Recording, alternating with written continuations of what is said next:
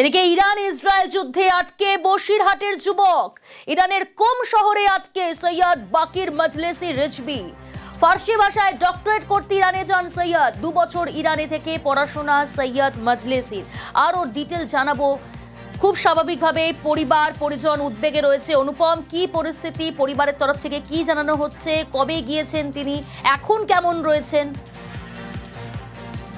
দেখো, এই যে বসিরহাটের শাকচুরের বাড়ি সৈয়দ বাকির মজলিস রিজভী, সে ফার্সি ভাষায় পিএইচডি করতে ইরানে যান এবং 2 বছর অতিক্রান্ত হয়ে যায় সেখানে তার পড়াশুনো। ইতিমধ্যেই কিন্তু ইরান এবং ইসরায়েলের যে যুদ্ধ শুরু হয়, সেই কারণে সেই যে সৈয়দ বাকির মজলিস রিজভী, সে তার পরিবারের সঙ্গে যেমন একদিকে যোগাযোগ বিচ্ছিন্ন হয়ে গেছে, সে সেখানে রীতিমতো নিরাপত্তাহীনতায় ভুগছে। সে একবার দুবার পরিবারের সঙ্গে যোগাযোগ করার চেষ্টা করেছে। সে তাকে বাড়িতে ফিরে আসার, দেশে ফিরে আসার জন্য আর্জি জানিয়েছে, কিন্তু কোনো রকমে কোনো কিছু করতে পারছে না। এবং শেষমেশ সে কিন্তু বসিরহাটের যে বিধায়ক ডক্টর সপ্তর্ষি ব্যানার্জির কে ত্যাগ করে মুখ্যমন্ত্রীর কাছে সে আর্জি জানিয়েছে যে তাকে দেশে ফিরিয়ে আনার জন্য সমস্ত রকম ব্যবস্থা করা হোক। অন্যদিকে যে তার পরিবার রীতিমতো উদ্বিগ্ন, তার কারণ তাদের পরিবারের ছেলের সঙ্গে তারা যোগাযোগ করতে পারছে না। সে দুদিন আগে যখন শেষ ভারতীয় দূতাবাস থেকে কোনো সাহায্য পাচ্ছে না পরিবার কি জানাচ্ছেন? দেখো, এখনো পর্যন্ত কিন্তু কোন রকমের সাহায্য এখনো পর্যন্ত পেয়েছে বলে তারা জানতে পারছে না।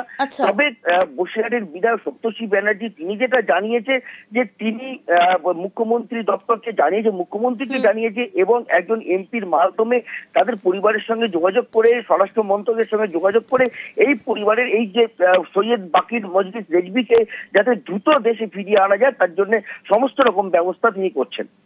বেশ।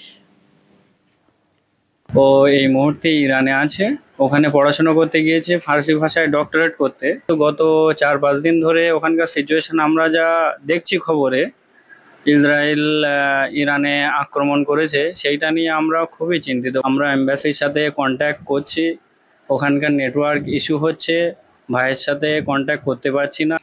কিন্তু ওখানকার এয়ার স্পেস বন্ধ হয়ে গিয়েছে, সেই জন্যে ও মানে টোটাল আসতে পারছে না। এমবাসির লোকজন ওদের সাথে কন্ট্যাক্ট করছে, কন্ট্যাক্ট কখনো হচ্ছে কখনো হচ্ছে না।